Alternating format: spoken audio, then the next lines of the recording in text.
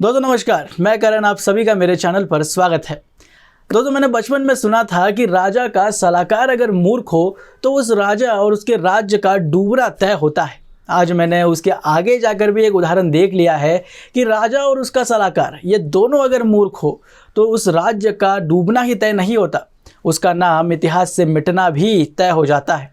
और इसका ताज़ा उदाहरण आपको उद्धव ठाकरे और संजय राउत के रूप में देखने को मिल जाएगा। उद्धव ठाकरे की आज जो ये दशा हुई है, ना ही उनके पास उनके पिता की पार्टी बची, ना ही उनके पिता का उनके पास नाम बचा। बाला साहब ठाकरे का नाम और उनकी पार्टी एकनाथ शिंदे लेके जा चुके हैं और सक्सेसफुली उन्होंने उसे डिफेंड भी कर लिया है, क्योंकि 2019 में जो 56 विधायक उद्धव ठाकरे ने जीत कर लाए थे उससे एक ज़्यादा यानी 57 विधायक एकनाथ शिंदे ने सक्सेसफुली अपने दम पर यानी खुद के दम पर चुन के लाए। ऐसे में उद्धव ठाकरे की जो दशा हुई है यानी विधानसभा में केवल 20 सीटें उन्हें चुनकर लाने में यश मिला है और उसमें से भी 10 सीटें मनसे के बदौलत उन्हें मुंबई में मिली। यानी ओवरऑल देखा जाए तो उद्धव ठाकरे निस्तनाबूद हो चुके हैं, उनका सुपड़ा साफ हो चुका है, ऐसा कहा जा सकता है। तो इन सब के पीछे एक कारण अगर मुझे देना हो तो वो है भांडुप का लाउडस्पीकर यानी संजय राउत। अगर पूरे चुनाव में ना दोस्तों मैंने एक भी उनकी प्रेस कॉन्फ्रेंस मिस नहीं की, हर एक प्रेस कॉन्फ्रेंस मैंने सुनी। संजय राउत के बोलने का तरीका, उनका मतलब जो ढंग है, वो जिस तरीके से आक्रामक बोलते हैं उसी का परिणाम है ये शिवसेना का जो आज ये हालत हुई है, जो तो टुकड़े हुए, और उसमें भी स्पेशली उद्धव ठाकरे की जो आज हालत हुई है, इसके पीछे अगर कोई कारण देना हो तो वह संजय राउत ही है। और ये मैं नहीं कह रहा, उनके खुद के विधायक भी आज ऐसे कह रहे हैं कि उनकी ये जो हार, इतनी बुरी शर्मनाक हार जो हुई है, उसके पीछे संजय राउत है। आपको अगर याद हो तो चुनाव के दौरान जब ये चुनाव प्रोग्रेस में थे, अभी तक मतदान हुआ नहीं था, उसके पहले तक जब सीट शेयरिंग का प्रोसेस चल रही थी, तब उस वक्त संजय राउत ही वो व्यक्ति थे जो महाविकास आघाड़ी में आग लगाने का काम कर रहे थे। नाना पटोले को तो खुद सामने आकर ये कहना पड़ा कि संजय राउत को अपने आक्रामक तोप जो है वह महाविकास आघाड़ी के मित्र पक्षों से हटाकर विरोधियों की तरफ मोड़नी चाहिए। ऐसे में अगर एक मित्र पक्ष का आदमी, एक नेता अगर आपको कह रहा है कि आपको अपनी तोप को दूसरी ओर मोड़ना चाहिए, फिर भी ये एक सीट, 2 सीट, सांगोला की हो गई, सोलापुर की सीट हो गई, और भी 2-4 सीटें थी, ऐसी सीटों के लेकर बस इसी में झगड़ना। और महायुति में झगड़ा नहीं था, ऐसा नहीं था, बिल्कुल नहीं। महायुति में भी बड़े बड़े वाद थे, अलग अलग सीटों को लेकर वाद थे, पर उन्होंने एक भी अपना झगड़ा जो है वो लोगों के सामने आने नहीं दिया। महायुति ने अपने आप को स्ट्रॉन्ग पोर्ट्रे किया कि हम एक है और अगर चुनकर आते हैं तो हमारी महायुति महाराष्ट्र को एक स्ट्रॉन्ग सरकार दे पाएगी। पर संजय राउत के कारण महाविकास आघाड़ी वो नहीं कर पाई। एक अगर कॉमन रीज़न मतलब उद्धव ठाकरे के पीछे संजय राउत का हाथ है, हार के पीछे, ये हम कह सकते हैं। फिर मैंने कोशिश की कि महाविकास आघाड़ी के पीछे क्या हाथ हो सकता है। बहुत एनालाइज किया कि लाडली बहन योजना हो गई, या एकनाथ शिंदे का चेहरा हो गया, या मराठा आंदोलन, बाकी सारे फैक्टर्स हो गए, ये सारे कारण है, छोटे छोटे कारण हम बता सकते हैं। बट मैं उससे भी ऊपर जाके कहना चाहूँगा कि महाविकास आघाड़ी और शरद पवार की जो बुरी हालत जो हुई है, उसके पीछे भी संजय राउत का हाथ है। अब अगर देखेंगे तो उद्धव ठाकरे एज ए नेता कभी भी नहीं थे, कभी भी नहीं।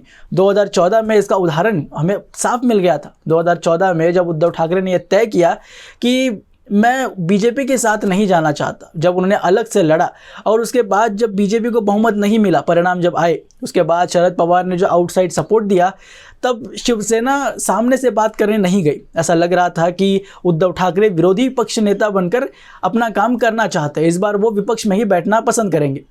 पर जैसे ही शरद पवार ने आउटसाइड सपोर्ट पीछे खींच लिया, उद्धव ठाकरे को बस देवेंद्र फडणवीस का कहना ही बाकी था, वो उछल कर उस तरफ चले गए। मतलब आपकी एक कमिटमेंट होती है, वो उद्धव ठाकरे ने नहीं दिखाई। इससे पता चल गया कि वो मंत्री पद के लिए कितने लालची है। इसलिए एक नेता जो होता है या एक पार्टी को संभालने वाले से बाला साहब ठाकरे थे। बाला साहब ठाकरे की बात कुछ अलग थी दोस्तों। अगर सेंटर में दिल्ली में बीजेपी की भी सरकार उस समय थी, फिर भी प्रमोद महाजन को मातोश्री पर आकर बात करनी पड़ती थी। इससे एक ऑरा क्रिएट हो गया था बाला साहब ठाकरे का। वो दिखाते थे कि मुझे सत्ता की, मंत्री पद की कोई लालसा नहीं, पर मेरी प्रतिष्ठा मेरे लिए ज़रूरी है। पर उस तरह उद्धव ठाकरे नहीं थे। क्यों? क्योंकि संजय राउत जैसे सलाहकार उनके पास थे। उन्हें कभी अच्छी सलाह मिली ही नहीं, कभी नहीं मिली। 2019 में भी कांग्रेस के साथ जाने का फैसला मैं हमेशा सोचता था कि उद्धव ठाकरे ले ही नहीं सकते, और ये आज बिल्कुल सच हो चुका है। क्योंकि ये जो एक ट्वीट किया है संजय राउत ने कि प्रियंका गांधी पहली बार संसद में चुनकर आई है, तो उन्होंने ट्वीट किया कि शेरनी संसद में आ गई है। अब आपकी पार्टी की इतनी बुरी हालत हो चुकी है, आप 56 से 20 सीटों पर आ गिरे, उसकी समीक्षा करने की जगह, आपके विधायक हारे हुए उनका क्या कहना है इसके ऊपर बात करने की जगह, उनकी मीटिंग लेने की जगह कांग्रेस वही कर रही है। सभी विधायकों को मिलाकर क्या हुआ, ईवीएम का अगर कुछ इश्यू हुआ तो वो क्या इश्यू हुआ, उसे ढूंढने की जगह जो कांग्रेस अभी कर रही है वो करने की जगह संजय राउत ऐसे ट्वीट किए जा रहे हैं कि शेरनी संसद में आ गई है। मतलब कांग्रेस की कितनी चाटुकारिता करनी चाहिए। और इससे बिल्कुल साफ हो गया है कि उद्धव ठाकरे का वो फैसला हो ही नहीं सकता कि कांग्रेस के साथ शिवसेना को जाना है। संजय राउत ने ही उद्धव ठाकरे को मजबूर किया होगा या ऐसी सलाह दी होगी कि हमें कांग्रेस के साथ जाना चाहिए, और इसका परिणाम हम आज साफ देख सकते हैं। ना उद्धव ठाकरे के पास अपना हिंदुत्व रहा, लोकसभा में जो मुस्लिम वोटर उनके पास थोड़ी देर के लिए आए, विधानसभा में वो नहीं टिके और वो नहीं टिकने वाले थे। आप अगर वक्फ बोर्ड के ऊपर उनके खिलाफ या साथ भी नहीं, मतलब उद्धव ठाकरे ने ना ही साथ दिया ना ही विरोध में बोला, तो ऐसे में मुस्लिम वोटर आपको कैसे वोट देंगे? आप विरोध करिए, आपको वो वोट क्यों नहीं देते देखेंगे फिर। संजय राउत की सलाह और ओवरऑल संगत की वजह से ना उद्धव ठाकरे की पार्टी पूरी तरीके से बर्बाद हो चुकी है आज। मतलब संजय राउत को सोचना चाहिए कि मैंने क्या क्या बोला, उसकी समीक्षा करनी चाहिए कि पिछले 2 सालों में जब उनकी सत्ता आई तो जिस तरीके से बाण छोड़े जा रहे थे शब्दों के संजय राउत की ओर से, उसके ऊपर आज वो वापस सारी क्लिप संजय राउत को देखनी चाहिए। वो जो गालियाँ उन्होंने किरण सोमैया को दी थी वो क्लिप हो गई, और भी कई सारी क्लिप्स है, अगर वो चाहते हैं तो मैं उन्हें दे सकता हूँ। वो सारी क्लिप्स उन्हें सुननी चाहिए, उन्होंने क्या क्या बोला वो फिर से एक बार उसके ऊपर सोचना चाहिए कि मैंने ये क्यों बोला। क्या होता है ना दोस्तों, कभी कभी कर्मा वाली भी चीज़ होती है, कभी कभी हमारे बोले हुए शब्द ही हमारे पास वापस आ जाते हैं। शायद वही उद्धव ठाकरे के साथ हो, और उसकी संगत में शरद पवार भी लपेटे गए हैं आज, क्योंकि शरद पवार की इतनी बुरी हालत कभी नहीं आई। वो कितनी बार नीचे गए, कितनी बार ऊपर आए, बट 10 MLAs, तो सोचिए 10 MLAs शरद पवार के, कितनी बुरी हालत हुई। और ये भी संजय राउत की वजह से ही हुआ है। क्या उसे कहते हैं ना कि संगत का असर, कि उद्धव ठाकरे तो बर्बाद हो ही रहे हैं, फ्री में शरद पवार भी उसमें लपेटे गए।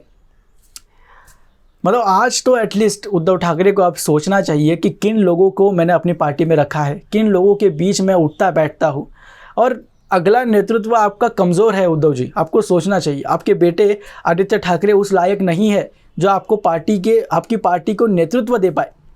मतलब बाला साहेब ठाकरे, उसके बाद उद्धव ठाकरे, मतलब जो गिरता स्तर दिखाई दे रहा है, उद्धव ठाकरे से भी नीचे आदित्य ठाकरे। ऐसे में आपके गुट का, आपकी पार्टी का कोई भविष्य दिखाई नहीं दे रहा है। और अगर आप अभी भी संजय राउत जैसे लोगों को वो प्रेस कॉन्फ्रेंस अगर लेने देंगे, आज भी वो क्या कह रहा है कि ईवीएम का इशू हो गया और फिर से बैलेट पेपर पर इलेक्शन ले लीजिए।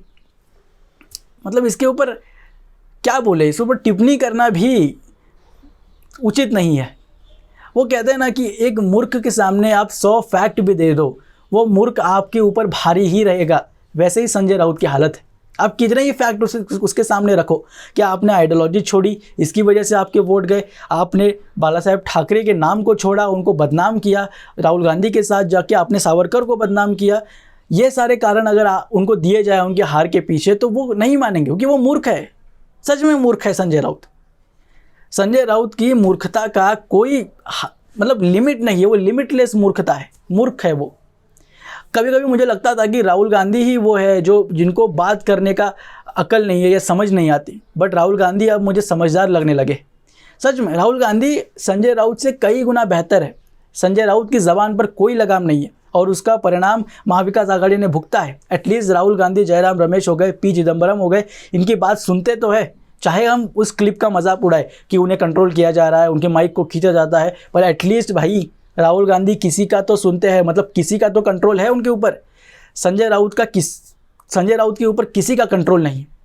और उस बेलगाम ज़ुबान का नुकसान शरद पवार, नाना पटोले, और कांग्रेस के तो नाना पटोले ही नहीं, बाकी सारे दिग्गज नेता जो इस इलेक्शन में हारे हैं उन सब ने भुगता है। और उद्धव ठाकरे को तो आपको पता ही है उन्होंने कितना भुगता है, ये उन्हें भी अब सोचना चाहिए। मातोश्री में अब बहुत टाइम है उनके पास, 5 साल बाकी है, अब हार ही मिली है। बीएमसी के इलेक्शन आने में भी अभी बहुत टाइम है। उतने तक तो अगर उद्धव ठाकरे को अकल आ जाए और संजय राउत को साइड करे और अपनी पुनः मराठी मानुष और हिंदुत्व के आइडियोलॉजी के ऊपर अगर वापस आए तो शायद उद्धव ठाकरे के गुट का, उनकी शिवसेना का कुछ भला हो जाए। बस दोस्तों, आज के लिए इतना ही। बस ये कोई पॉलिटिकल एनालाइज नहीं था, बस मेरी भावना मैं आपको बताना चाहता था कि एक व्यक्ति कैसे पार्टी को बर्बाद कर सकता है। ये बाकी पार्टियों को भी अब सीखना चाहिए कि ढूंढो, अपनी पार्टी में तो कोई संजय राउत तो नहीं, उसे निकाल कर बाहर फेंको, उदाहरण लो, सीखो उद्धव ठाकरे से कि उनकी पार्टी को क्या हालत हुई। बीजेपी के अंदर भी ऐसे है कुछ जो बेलगाम की तरह बोलते हैं, उन्हें भी कंट्रोल करिए। कांग्रेस में तो भर के रखे, उन्हें भी बाहर निकालिए। राष्ट्रवादी कांग्रेस में भी एक आध दो है। अजित पवार को भी इससे सीखने की ज़रूरत है कि बेलगाम बोलने से क्या क्या होता है।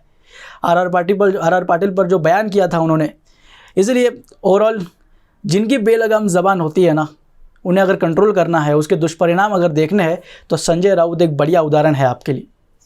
आपकी ओपिनियन आप उनके बारे में मुझे कमेंट के सेक्शन में ज़रूर शेयर कीजिए और ऐसे ही पॉलिटिकल के इनसाइड, राजनीति के इनसाइड स्टोरीज देखने के लिए मेरे चैनल को सब्सक्राइब ज़रूर करें।